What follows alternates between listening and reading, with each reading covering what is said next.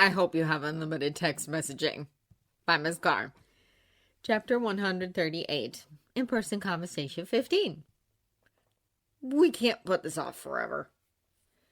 Tony had a good day on the beach with Steve. They even had a little picnic. No beach sex, but that's probably for the best. There's just some locations that you don't want sand to end up in. Also, water issues. He lost a lot in Afghanistan, including the desire to ever do ocean escapades. Besides, Piper would have probably iced them if they tried. Steve was still blushing in front of her anyway. After they arrived back, Tony cooked dinner. Jarvis's signature pasta. Because Steve was at the property, Tony gave the regular staff the week off. It was okay because when Tony focused, he could actually take care of himself. Okay, and he had Steve there to make him check his email when they got back to the room instead of ripping off Steve's shirt. He would have preferred the shirt thing, but Steve encouraged adulting wherever possible. Okay, Sugar Bear, shirt off, Tony said as he placed his dark pad on the bedside table and then turned to Steve, who is apparently using the nano paper pad that the princess created. I responded to everyone that actually matters. Everybody else can wait until after the Malta sex retreat is over. Which will be when you head back to the States and Sam and Natasha come pick me up, Steve responded. Actually, it's probably going to be the other way around. Do we want to know what they're doing? Tony asked. Following the watchdog money trail and coming up with enough evidence to prove that Senator Nadir was consulting with a foreign government to commit terrorist attacks on U.S. soil. Although I don't know if any more evidence is actually needed. Things are already not looking very good for her. The Russia thing would just be the cherry on top. I love that she's going down so spectacularly, even if I'm not in the country to see it. This gets me off almost as much as you, Tony said, pulling Steve over to him for one of those earth-shattering, can't-really-think type kisses that Steve was way too good at. It probably has something to do with the fact that Steve doesn't need to breathe as much as everyone else. Unfortunately, Steve pulled away. As much as I want to continue this, I want to finish working on my letter to Bucky before you undress me again. That's understandable, because if you get this done now, then we can have more naked time later. That got Tony a glare. You're so cute when you do that. I understand, because we both have to keep moving forward. Besides, I saw the nano paper route. I should have known that was what you were doing when I spent 45 minutes doing emails. How's it going? Badly. I just don't know what to say or even really where to start. Steve sighed. That's understandable.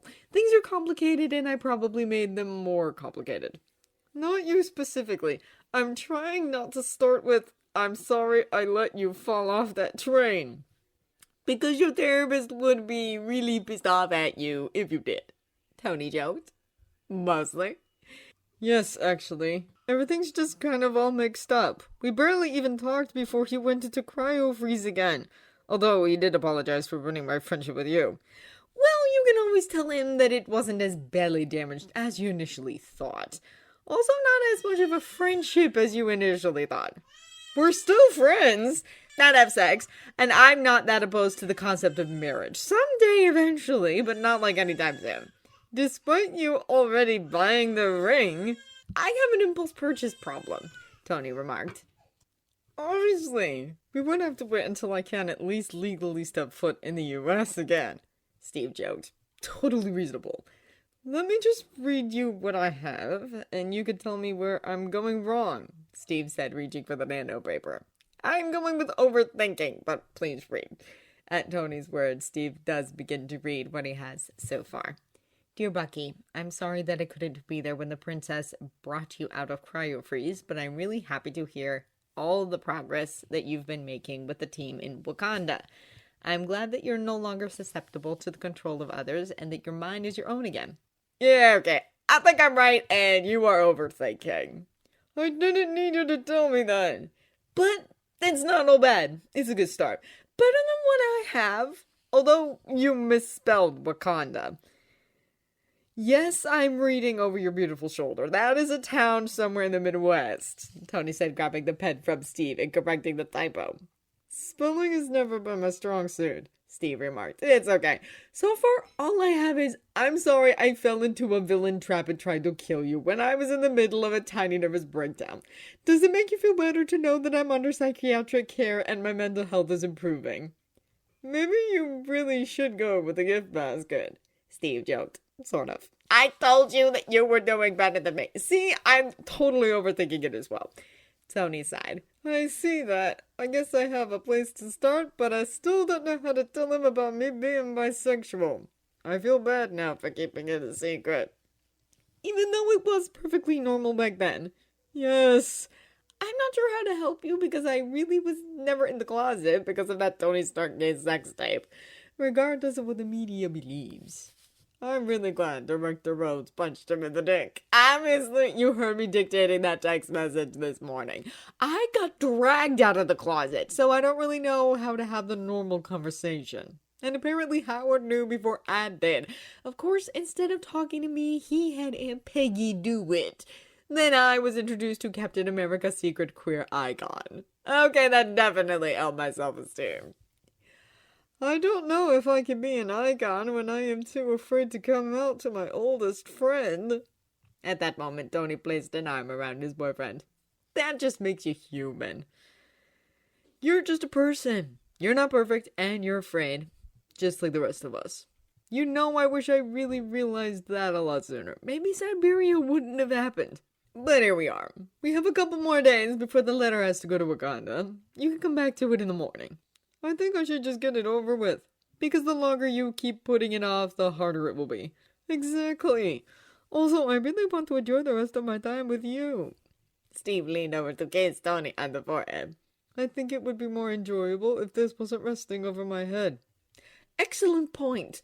The fact that you have a boyfriend doesn't need to be some grand confession. Just mention it casually in the course of your letter. It doesn't have to be a big thing. It feels like it, Steve says as he rested his head on Tony's shoulder. He also intertwines their fingers together. So far, has any of your other friends reacted badly to you having a boyfriend? No, Steve answered. Exactly. I'm sure a few have reacted badly to me being your boyfriend, but not to the fact that you have a boyfriend. Not that badly. Natasha definitely prefers you over the congressional staffer, Steve told him. Well, I'm definitely better than the closeted asshole who cheated on his wife and conspired with the watchdogs. I mean, it's not hard to be better than that. Oh, maybe you can start with that story. It will make your James less wary of me. I would seem like a great catch in comparison. You are a great coach, Steve said, leaning over to kiss Tony gently on the lips. Okay, how about this? You put the notepad down for the night, and I will help push every single thought out of your head until morning, Tony suggested. And how does that help? Steve asked. As I stated earlier, you are overthinking things right now. Sometimes this happens when I'm working on a project and I get stuck. So I take a step away and work on something else, and then while I'm working on the other project, I usually solve my problem on the first project, Tony explained. This explains why you're always working on 20 different things at the same time. Always. I mean, you don't have to do me tonight. You just need to focus on something else for a moment. You can always do some drawing, Tony suggested. I feel like that is your version of tinkering. It is, but I think it might go with your first suggestion, Tony responded with a kiss. This is why I love you. One of the many reasons, anyway. But we are working together on the letters. The first thing in the morning, Steve said sternly. Probably during breakfast, actually. I'll be your sounding board, Tony offered. Thank you.